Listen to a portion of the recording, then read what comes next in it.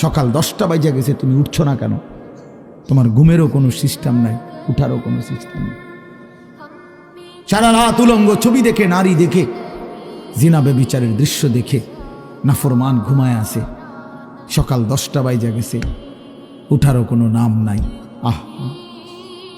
আল্লাহ নবী সাল্লাল্লাহু আলাইহি ওয়াসাল্লাম বলছেন, খোদার কসম, নবীজি বলছেন যে ফজরের নামাজ পড়ে না সে খবিস। খবিস, এটা খবিস, খবিসান নফস। ওই ব্যক্তি খবিস, কাসলান, অলস। নবীজি বলছেন, যাকা রাজুলুন বালা শাইতানু ফি উযুনাইহি, যে ফজরের নামাজ পড়ে না শয়তান তার 2 কানে পেশাব করে দেয়। শয়তান পেশাব করে দেয়।